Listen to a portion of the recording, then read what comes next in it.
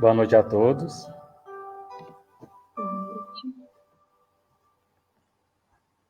Boa noite, Ana. Boa noite. Estamos aqui. Pronto, estava no mute aqui. Boa noite a todos. Hoje a gente está recebendo a Ana Maria, que é lá de Tupaciguara, né, que vai estar falando para nós hoje sobre infortúnios ocultos e a oportunidade. E para a gente dando início, né, vou estar lendo uma mensagem do livro Ainda é Tempo, né, psicografias de José Ribeiro, nosso presidente aqui, nosso fundador aqui da casa. E a mensagem é viver. Nem sempre seguimos o caminho que nos foi destinado por Deus. Submetemos-nos a desenvolver grandes tarefas, no mais das vezes difíceis e complicadas, e acabamos não resolvendo nada. Julgamo-nos incapazes e sem nenhuma alternativa no sentido de mudar nosso destino. Chamados a preencher os requisitos ideais ao nosso alcance, e mais das vezes paramos nas mais simples expectativas, esquecendo-nos de que o mais importante é o equilíbrio emocional de cada um de nós. Procuremos viver para as mudanças e navegar no mar cauteloso da nossa mente, buscando ampliar os horizontes da nossa vida. Assim fazendo, teremos Deus como uma fonte inesgotável de amor e muita energia positiva. Deixemos no mar das lamentações o negativo que nos impede de sermos felizes. Se fizermos uma análise minuciosa de tudo isso, veremos que muita coisa poderá ser mudada, eliminando todo o excesso de privilégios que tivemos por meio de conceitos ultrapassados. O corpo que Deus nos deu é um instrumento fundamental ao nosso adiantamento material, moral e espiritual. Se considerarmos a plenitude de vida, veremos que só por meio de muito esforço conquistaremos um mundo de progresso e esperança. A luz terá o seu verdadeiro brilho se pudermos resgatar os grandes erros do passado. Ainda teremos muito a fazer e iremos alcançar nossos objetivos por meio das realizações positivas, saindo da obscuridade em que vivemos. No nivelamento da humanidade e no desdobramento do nosso destino, tudo se deve a uma só força, que é a faculdade do bem e do belo. É Deus inteligente impulsionando-nos para frente a viver, aproveitando o tempo que nos resta e a começar tudo de novo, para que venhamos contribuir na construção do nosso futuro, sentindo o espiritual como um passaporte ideal ao nosso crescimento e à renovação do nosso espírito. Viver é nos desligar dos pântanos sombrios, direcionando-nos aos planos superiores. Todavia, embora plantada em terreno pedregoso e árido, que a semente possa nos proporcionar boa colheita. E o elemento principal é o adubo. Assim, é a nossa permanência aqui nessa terra. Deste modo, procurando melhorar nossos sentimentos, que tenhamos uma vida saudável e feliz, a fim de deixarmos de viver neste mundo de provas e expiação. Meu Deus, precisamos de sabedoria e inteligência para que nos desliguemos dos planos sombrios do lamaçal da iniquidade e dor, que possamos vencer os obstáculos do caminho e que aceitamos a vida como ela é e se apresenta. Que abandonemos todos os vícios, tenhamos muita paz e alegria e sintamos a beleza das formas. Amemos-nos cada vez mais intensamente. Viver é nascer de novo para a verdadeira vida. Que amanhã seja de luz e amor e que Jesus nos abençoe. Pai Cambinda, dia 2/4/2004. Então, Ana, seja bem-vinda, né? Vai falar aí para nós essa noite e pode dar início, que a prece fique à vontade. Tá, muito obrigada. Boa noite, caros amigos internautas que participam conosco esta noite através das páginas do Facebook do Centro Espírita Unidos para o Bem da cidade de Patos de Minas. Obrigada a todos pela oportunidade de estar aqui esta noite. Muito obrigada. E para nossa prece inicial, nós vamos fechar os olhos e vamos elevar o nosso pensamento ao alto, sentir as luzes que penetram em todos os nossos plexos de força, nos dando coragem e vontade para trabalharmos na seara do bem. Pedimos bênçãos para todos que participam dos nossos estudos desta noite, encarnados e desencarnados, e todos aqueles que se encontram necessitados, para que todos possamos ser envolvidos em vibrações harmônicas de paz, saúde, serenidade e equilíbrio, extraídos do reservatório infinito da espiritualidade maior e do amor de Jesus. Que assim seja. Nós vamos dar início aos nossos estudos dessa noite, eu não diria palestra, porque nem eu tenho conhecimento para isso, mas nós vamos dar início ao nosso estudo. O nosso estudo dessa noite é sobre os infortúnios ocultos e as oportunidades que nós temos diante desses infortúnios. Este estudo está no capítulo 13, item 4 do Evangelho segundo o Espiritismo. E eu escolhi esse tema foi livre para que eu pudesse escolher, e eu não escolhi esse tema por acaso. Porque, diante dos momentos que nós estamos vivendo, eu acho que Kardec vem nos falar exatamente aquilo que nós precisamos ouvir nesse momento. Nas grandes calamidades que acontecem com a humanidade, a caridade se manifesta. E ela vem sempre em generosos impulsos para reparar os desastres que estão acontecendo. E nós sempre nos unimos para procurar a minimizar as consequências desses fatos contundentes. E o que nós estamos vivendo hoje é justamente isso. O planeta Terra hoje está vivendo uma pandemia.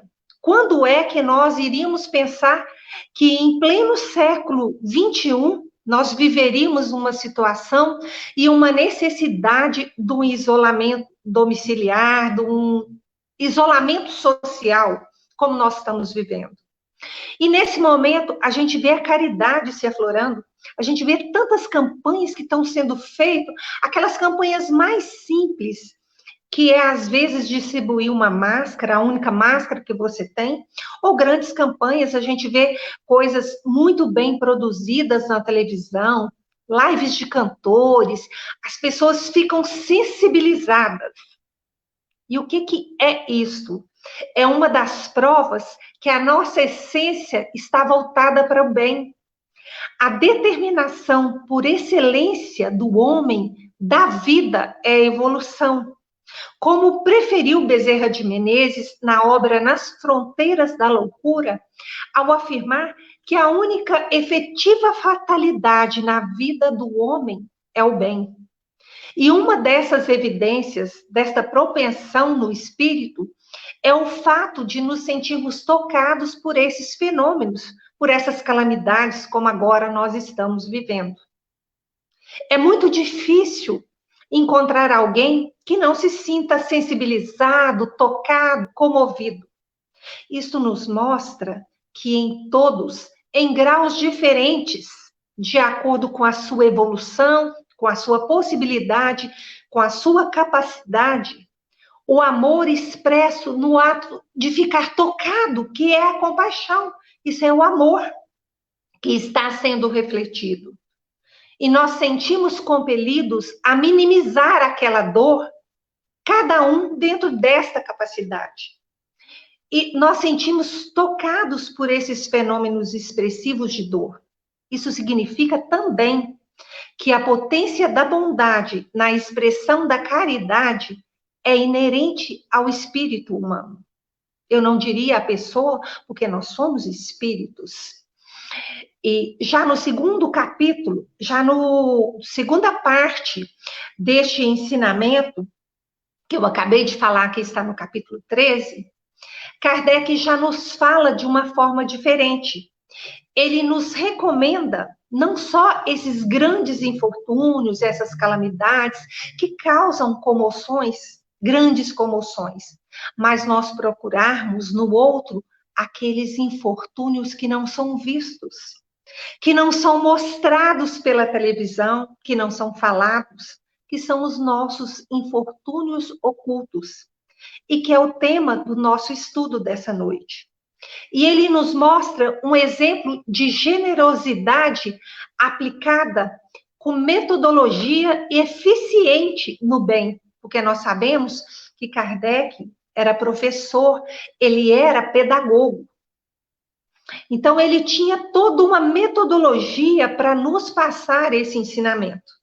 Então, ele cita o caso, neste capítulo, o caso de uma mulher que sai acompanhada da filha para distribuir alimentos para uma família que está necessitando. E elas vestem roupas simples. E elas entram na casa dessa família que está necessitando, essa família simples, e elas são muito bem recebidas, porque ali elas já são conhecidas. O que Kardec está querendo nos mostrar nesse momento? Se elas já estão conhecidas, é porque elas estavam acostumadas a ir até aqueles irmãos a fazer uma caridade, a prestar o seu socorro. E lá mora uma família com filhos pequenos. Então, ela leva o necessário para o corpo material, mas ela leva o necessário temperado com doces e consoladoras palavras.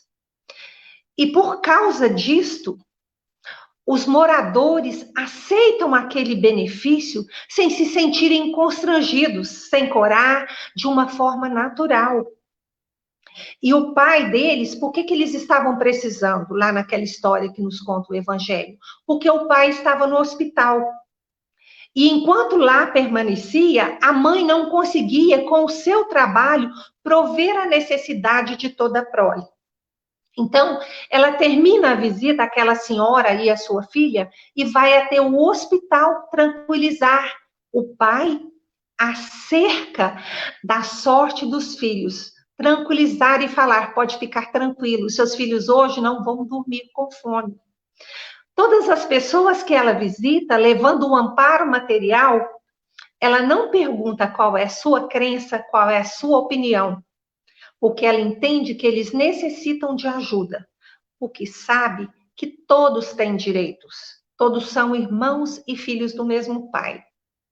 E Kardec explica isto porque ela se veste tão simples. Ele explica, porque ela não quer insultar os outros que estão na miséria com o seu luxo. Ela se equipara a eles vestindo simplesmente. E por que ela está acompanhada da filha adolescente? Simples. Porque nós precisamos de referência. O melhor exemplo, o melhor ensinamento é abalizado com o exemplo. Então, ela leva a filha para ensinar-lhe a benevolência. E a filha, então, pede para ela para ajudar a distribuir as coisas. E ela fala, não, se eu te entregar as coisas que eu trouxe para você distribuir, sou eu que estou dando. Você precisa se doar, fazer algo de si. Então, veja como é a forma, a verdadeira caridade. O que Kardec nos traz com este ensinamento é a concepção da cidadania como está colocada hoje, no século, em pleno século XXI. A gente vê a atualidade dos ensinamentos dos espíritos. O que a gente vai ver, de acordo com a nossa lei que vige hoje no Brasil, a nossa Constituição Federal, não precisa ser advogado para saber, todos nós já ouvimos num programa de televisão, em qualquer oportunidade, falarmos do artigo mais importante da Constituição Federal, que é o artigo 5º, que fala dos direitos e garantias da pessoa humana. Só que Kardec fala isto no Evangelho, no Livro dos Espíritos, de uma forma muito mais ampliada e, por incrível que pareça, muito mais atual. que o nosso legislador falou. Conforme está expresso na questão 880 do Livro dos Espíritos, ele nos fala que o primeiro de todos os direitos naturais do homem é o direito de viver. Portanto, tudo que lhe seja necessário para assegurar e garantir a existência corpórea é direito natural, é direito do homem. Em consequência disto, na visão de Kardec, a caridade supera a concepção pequena, materialista que nós temos de esmola e passa a defini-la como ir de encontro ao próximo. Nesse exemplo que ele nos dá, ele nos explica isso com toda a maestria. É nós nos colocarmos no lugar do outro. A caridade não está no que se dá, mas na relação que estabeleceu com o outro, que se apresenta num processo amoroso de envolvimento do ser com o outro ser, com o irmão.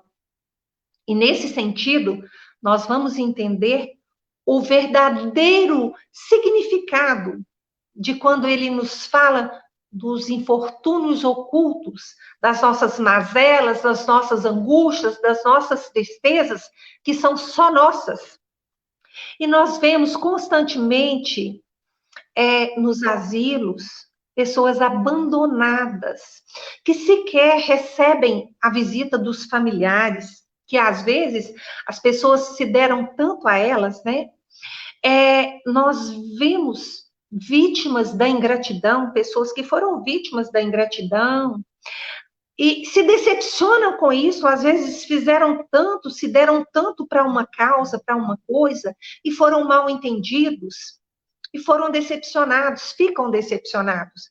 Chico Xavier nos dizia que, nas suas sábias palavras, que a decepção, na verdade, não é decepção.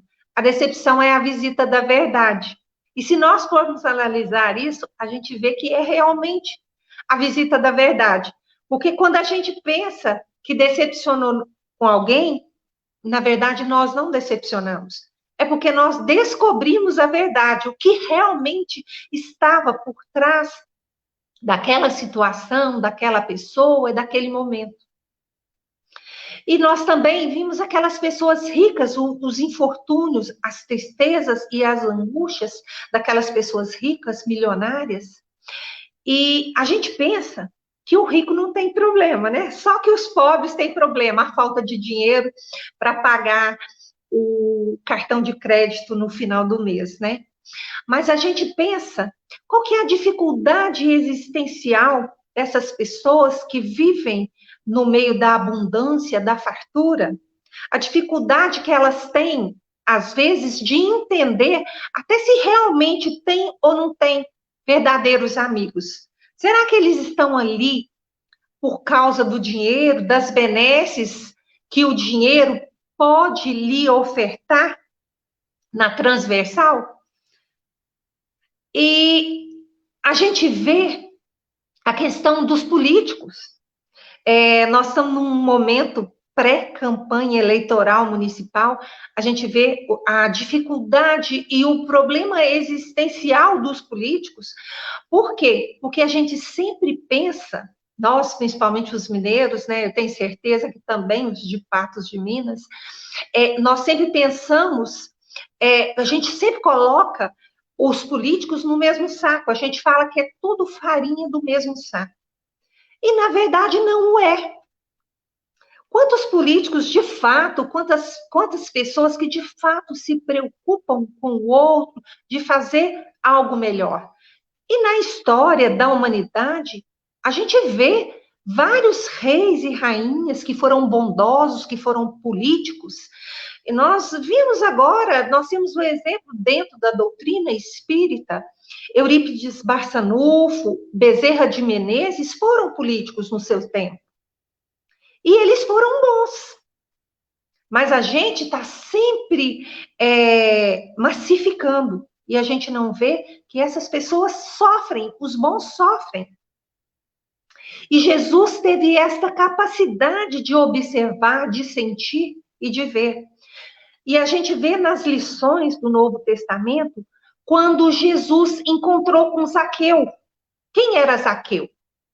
Para quem não se lembra, Zaqueu era um homem rico. Ele tinha posses, ele tinha poder, ele tinha dinheiro. Zaqueu era coletor de impostos. Ele arrecadava os impostos para entregar para os romanos. E em virtude disto, dessa sua profissão, ele era malquisto. Ele se sentia rejeitado pela sociedade, ele vivia as suas mazelas, os seus infortúnios. Mas Jesus não o julgou. Quando ele viu o Zaqueu lá em cima da árvore, ele falou: homem, desce daí. Hoje à noite eu vou me hospedar na sua casa. Ele não julgou. E ele transformou o Zaqueu num grande mensageiro do evangelho. Da mesma forma, ele fez com Maria Madalena. A gente sabe que a Maria Madalena era uma mulher rica, bonita, poderosa, mas ela carregava consigo os seus infortúnios, as suas angústias. E ele não a julgou. E por várias vezes a gente vai ver no Novo Testamento, quando Jesus não julgou, quando ele não julgou a mulher adúltera, quando ele falou: se você não tem pecado, você jogue a primeira pedra. E ninguém jogou a primeira pedra. Então, Jesus era capaz de entender a dor do outro, os infortúnios do outro. Assim, nós vemos espíritos que estavam com seus infortúnios ocultos, suas dores, suas mazelas e suas tristezas. E pela palavra de Jesus, pelo amor de Jesus, foram aliviados das suas dores. Portanto, quando a gente vê dificuldades, dores, desalentos de toda ordem, não é porque Deus nos esqueceu. É necessário aquela passagem, aquela vivência, aquela experiência para que tenhamos este aprendizado. Porque é através delas que nós nos fortalecemos, nós crescemos espiritualmente, nós nos tornamos seres melhores, mais entendido dessa intrínseca teia que é o ser humano. Por isso, a proposta da espiritualidade maior. Qual é a proposta da espiritualidade? Nascer, morrer, renascer, talvez, mas evoluir sempre. Esta é a proposta da espiritualidade para conosco. Evoluir até que nos tornemos espíritos iluminados. Todos nós sabemos que nós fomos criados espíritos simples e ignorantes. E através das nossas várias reencarnações, nós temos o aprendizado. Nós vamos vivendo, aprendendo, nos melhorando. E nós um dia nos tornaremos espíritos iluminados, todos nós. Esta é a lei. Nós fomos criados com este propósito. A tristeza, a enfermidade, o sofrimento que existe na Terra são devidos às nossas escolhas. Nós escolhemos no plano espiritual, quando nós estávamos lá fazendo o nosso planejamento reencarnatório, nós escolhemos a nossa família, os nossos amigos, os nossos filhos, a nossa pátria, os nossos pais, as nossas enfermidades, as nossas condições físicas, econômicas, as nossas dores. E quando nós chegamos aqui, nós esquecemos, e ainda bem que nós esquecemos, né? Isso faz parte da misericórdia divina para conosco. Nós esquecemos desse planejamento e nós lamentamos, nos queixamos e nos angustiamos. Mas por maiores que sejam nossas dificuldades, nossos sofrimentos, nossos infortúnios, nós vamos nos lembrar que tudo isto é uma oportunidade que nos foi outorgada para o nosso crescimento, para o nosso melhoramento. E nós não podemos esquecer nunca que nós somos todos filhos do mesmo Pai. E este Pai bondoso, amoroso, cuidador, não nos abandona nunca. E é aí, ao compreendermos isto, percebermos que há uma maneira de nós nos aproximarmos dos seres que precisam de nós, porque todas as pessoas precisam, um dia ou outro, de um ombro amigo. É que Jesus, quando estava indo ao Calvário, até Jesus, quando estava indo ao Calvário, que era um espírito perfeito, ele sentiu necessidade. E ele foi amparado por Simão Cirineu. E próprio Jesus também não esteve sozinho na sua missão. Ele fez seu messianato, as suas pregações, ele cumpriu o que ele veio cumprir aqui neste planeta, convocando irmãos para estarem com ele. E ele convocou os 12 apóstolos. Então, ele não fez sozinho. Isso nos mostra a importância de nós sermos solidários, amigos e, sobretudo, discretos. Porque se algo nos foi confiado e se nós passarmos para frente, nós faltaremos com a caridade com aquelas pessoas que nos confiou nos momentos de angústia. Aí é que está. Caridade é muito mais daquilo que nós acostumamos, que é só caridade material. E muitas vezes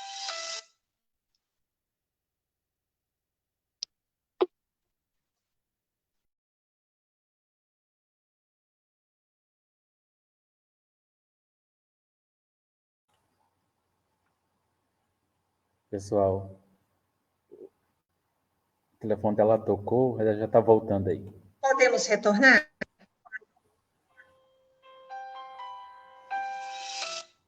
A caridade que costumamos fazer, a caridade material, ela é muito pequena. E quantas vezes a gente até faz a caridade, mas para nos livrarmos.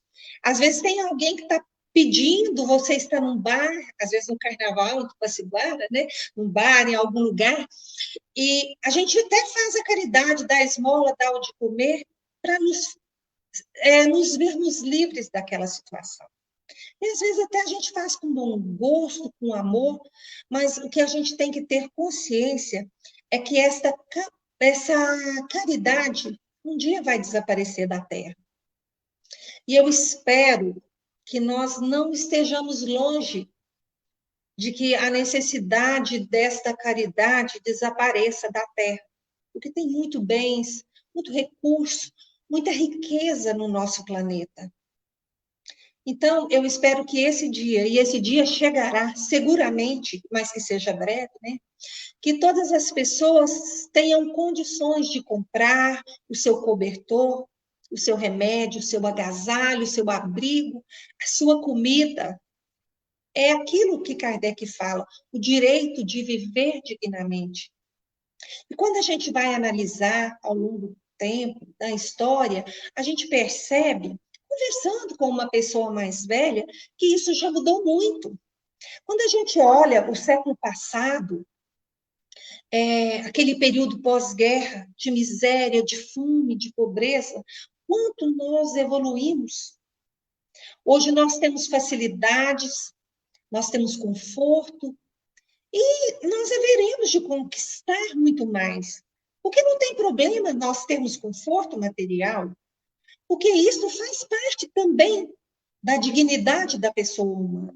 Mas todos nós merecemos esse conforto. Entretanto, as dores que nós tratamos aqui, nesse nosso estudo, as dores da alma, as dores ocultas, essas mazelas, essas nossas tristezas, elas sempre existirão. Sempre necessitaremos de socorro espiritual. E quando nós precisarmos, quando nós necessitarmos, porque nós não estamos imunes. porque nós somos espíritas, porque nós somos espiritualistas, porque nós galgamos algum degrau na vida. Claro que nós vamos precisar disso. E quando nós precisarmos que nós possamos ter esse ombro amigo, porque nós sabemos que nós estamos aqui, nesse planeta hoje, que é chamado, para nós espiritualistas, de provas e expiações, que nós vamos enfrentar dificuldades, nós vamos enfrentar, e não são só essas dificuldades materiais, nós vamos enfrentar esses infortúnios, e é necessário que saibamos a importância de envolver o outro. E agora me vem à mente a parábola do espelho, que eu acredito que todos saibam. A parábola do espelho é a seguinte: um homem que tinha de tudo, e ele vivia trancado num quarto que tinha espelho nas 4 paredes, e ele vivia se olhando. E ele olhava um dia e achava que estava gordo, com os cabelos brancos, não estava bem, ele vivia colocando defeito, procurando problemas, vendo as suas dificuldades, porque ele se olhava, ele era um narciso, ele se olhava o tempo todo. E chega um dia em que um desses espelhos cai, e ele começa a olhar para a rua, e lá ele vê dificuldades, ele vê problemas, ele vê pessoas pedindo, ele vê pessoas nas filas. Hoje, se fosse hoje, com certeza, ele poderia ver a longa fila da Caixa Econômica das pessoas que estão buscando o seu auxílio assistencial do governo de R$ 600, né? Então, ele começou a ver todas aquelas dificuldades das pessoas. E depois caiu o outro espelho, e ele alargou a dificuldade, a sua visão, e começou a ver outras coisas, outras dificuldades, até que caiu todos os espelhos. E então, ele se deu conta de que era muito feliz. Os problemas dele eram muito pequenos. Os outros que estavam ao seu redor tinham problemas muito maiores que os deles. E nós, às vezes, ainda estamos olhando neste espelho, achando que está tudo difícil, porque nós deixamos de andar pelos lugares mais difíceis. Nós deixamos de estar no lugar do outro. Nós esquecemos de pensar que existem milhares de pessoas no cárcere, encarcerado. Nós sabemos as condições das prisões no Brasil. Nós sabemos quão é desumano as prisões no Brasil. Sempre a gente vê casos de tortura, às vezes de pessoas que estão encarceradas e que são inocentes e são torturadas. E mesmo aqueles que precisam pagar aquela pena, que são tratados como se não fossem homens, que não fossem gente. E às vezes eles precisam passar por aquela experiência, mas não precisava passar de uma forma tão degradante. E a gente fica imaginando também as mães. Olha a dificuldade de uma mãe de ver um filho encarcerado. Hoje em dia, quem milita, ou às vezes já teve a oportunidade de ir a um fórum, os presos hoje, qualquer um, mesmo aquele que não paga a pensão alimentícia, ele chega no fórum com uma roupa vermelha, algemada às mãos e os pés. A gente pensa a dificuldade daquela mãe que está assistindo aquela cena. Como ela se sente culpada, o infortúnio, a tristeza, a angústia. Nós esquecemos hoje das pessoas que estão perdendo a vida nessa pandemia. A gente viu hoje na televisão, só de ontem para hoje, foram mais de 1.000 mortos, mais de 1.000 vidas ceifadas pela pandemia, vidas que são ceifadas pelo câncer, de pessoas que sofrem sem esperança de recuperar. Às vezes tem até o material, mas não tem o principal, às vezes, que é a saúde. Ontem, a gente viu na televisão um adolescente de 14 anos, numa favela do Rio de Janeiro, que foi morto em casa. Ele estava brincando com os amigos, ele foi morto na sua casa. Nós pensamos na dor dessa família. E nós, aqui, todos que estamos conectados com esses benefícios que a ciência cibernética nos proporcionou, estamos conectados, estamos aqui online, todo mundo tem o seu celular, com certeza, tem o seu computador. Se nós estamos aqui, nós estamos de barriga cheia, né? A gente tem a nossa casa, nós temos saúde, nós temos comida, nós temos a nossa família, nós temos a nossa crença, nós temos a nossa fé, que é o grande sustentáculo da nossa vida, o que restabelece os preceitos de Jesus, que é o hino de amor da humanidade. E tem uma parábola muito bonita, que é a pessoa que havia procurado, por muitas vezes, ele procurava entender o que era a melhor religião, qual que era aquela religião, que quando ele encontrasse, ele ia falar, é esta que eu encontrei. Então, ele saiu perguntando para várias pessoas, e ele encontrou um sábio, e ele perguntou para o sábio, qual é essa religião? E o sábio respondeu, a religião é a religião do amor.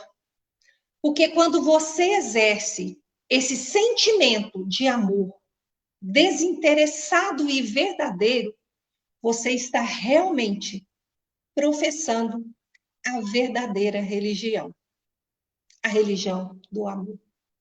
Que nós possamos fazer dos nossos infortúnios, dos grandes infortúnios da humanidade, dos nossos pequenos infortúnios ocultos, dos infortúnios ocultos do irmão que nós podemos ajudar, uma oportunidade para nós exercitarmos o bem, o amor, a caridade, para que nós possamos, a cada vez, seguirmos juntos rumo a essa evolução dos caminhos que Jesus nos guiou, nos apresentou.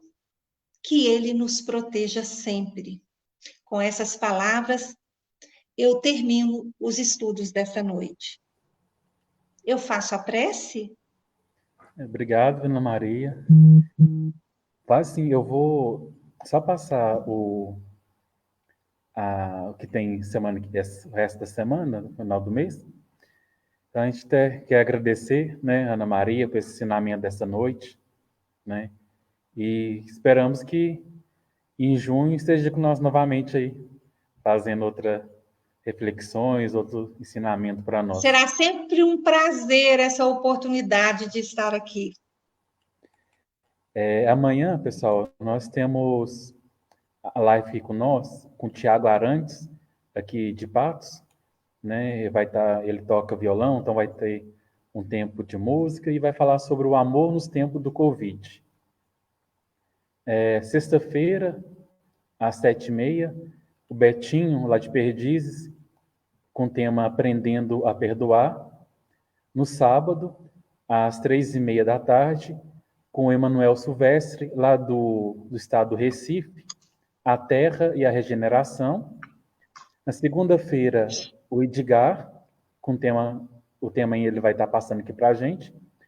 Na terça-feira vai ser um estudo, né? Como a maioria das pessoas sabe, que vem acompanhando a gente aí nas nossas transmissões, Deus, né, antes desse Covid, que sempre a gente faz a live aqui nos dias de nosso atendimento, né? A nossa casa, ela não é uma casa kardecista, ela não é uma casa umbandista, ela não é uma casa de candomblé, né? A gente quer tudo, né? A gente estuda o Kardec, né? Trabalha com as entidades Preto Velho, Caboclo, mas não tem aqueles rituais de Umbanda, né? A gente faz cirurgia espiritual.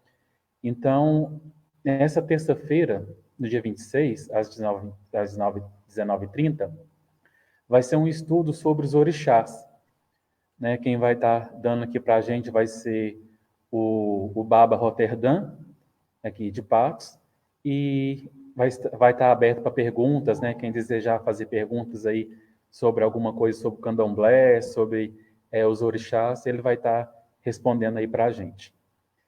Na quarta-feira, às 19 horas, com a Michele, lá de Araxá, lá do Instituto, com a caridade material e caridade moral. Na quinta-feira, também vai ser um estudo voltado para a parte de Umbanda, que o Pai Vicente, aqui de Passo também, um sacerdote, vai estar falando sobre os pretos velhos, né? Que nós, em maio, é mês de Nossa Senhora, é mês das mães e mês também dos pretos velhos, né? Onde foi da escravidão, né? Que foi a libertação. Então, em maio, a gente comemora também o Dia dos Pretos Velhos. Então, na quinta-feira, também uma live de estudo, de perguntas com o Pai Vicente sobre os pretos velhos. E para encerrar, dia 29, sexta-feira, às 19h30, com o Vitor aqui de Patos, com o tema Aprendendo a Perdoar.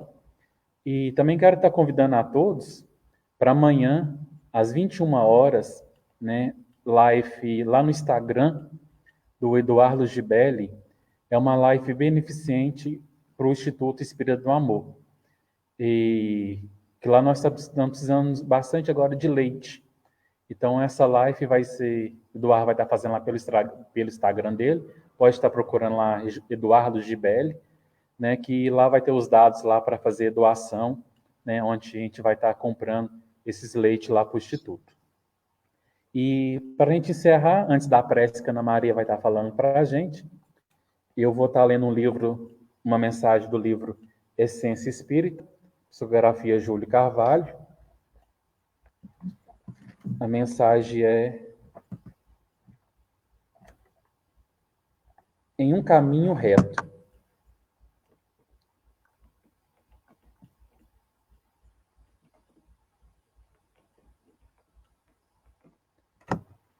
Em um caminho reto. Em um caminho reto, existente, somados esforços, siga sem desanimar ante as dificuldades que nos apresenta hora e outra, nos desafiando a deixar a resignação e a fé. Espíritas cristãos, ouçam Cristo, que seja lembrado em vossa mente mais a prática do bem que qualquer mal. Esqueçam os melindres e trabalhe para a harmonia na propagação da revelação do Consolador, a nossa doutrina. Tenham boa vontade, cumpra com um papel fundamental de transformação íntima e depois preocupem-se em espalhar o amor por onde vão. Abençoe o vosso caminho com a prece e vigilância, não caindo nas armadilhas que são preparadas para quem insiste no orgulho e no egoísmo. Perdoe e esqueça os assuntos infelizes que não trarão acréscimos à nossa doutrina.